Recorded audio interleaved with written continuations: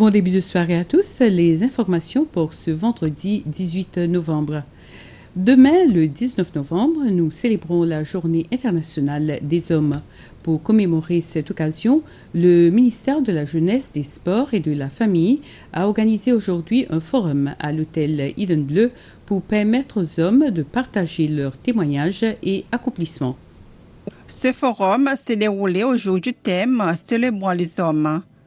Le ministre désigné Jean-François Ferrari a représenté le président Wiverum Kalawan à cet événement auquel ont participé plusieurs autres ministres.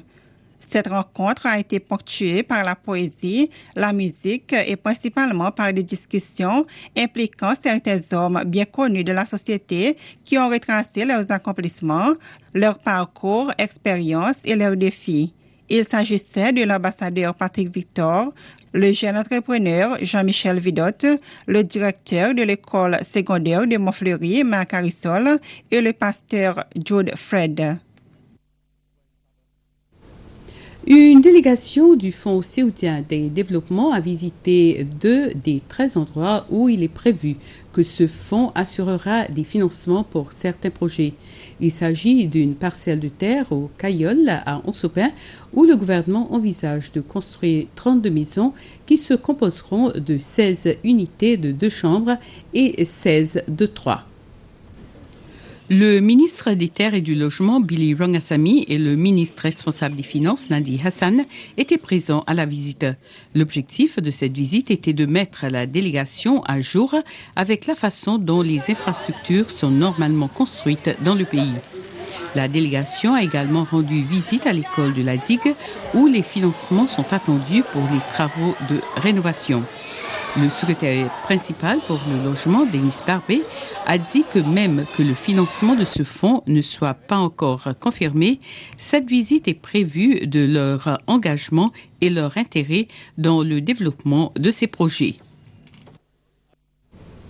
Le ministre de l'Éducation, le Dr Justin Valentin, a terminé sa série de visites des écoles de cette année par une visite spéciale ce matin à l'école primaire de Pointe-la-Rue. La visite a commencé par une assemblée où beaucoup d'importance a été accordée à la préparation aux examens que les étudiants composeront à partir de lundi.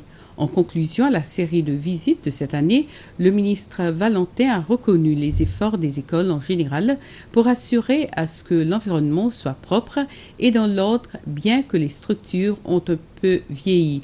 La priorité, dit-il, est de trouver les moyens pour continuer à améliorer l'éducation. Les laboratoires techniques et les salles d'ordinateurs sont 2 éléments auxquels il faudra prêter attention l'année prochaine.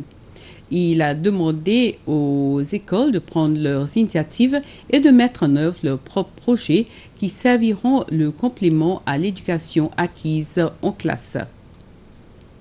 Le sentier vers le Morne séchellois a été réouvert, ce qui permettra aux visiteurs d'apprécier leurs excursions en montagne. Ce sentier a été fermé il y a plus d'1 année et il a revu le jour grâce aux efforts de l'autorité des parcs et jardins et l'assistance partielle de la compagnie des assurances H. Savvy. Une petite cérémonie a été organisée pour commémorer l'événement. Les touristes seront appelés à payer un droit d'entrée de 250 roupies au Morne séchellois et 150 roupies à la montagne des Trois Frères. Les paiements devront être effectués au bureau de l'autorité en question à Sans Souci. Les entrées sont gratuites pour les résidents séchellois. C'est tout pour l'instant. Prochainement sur la SBC, l'émission Youth Beat. Une très belle soirée à vous.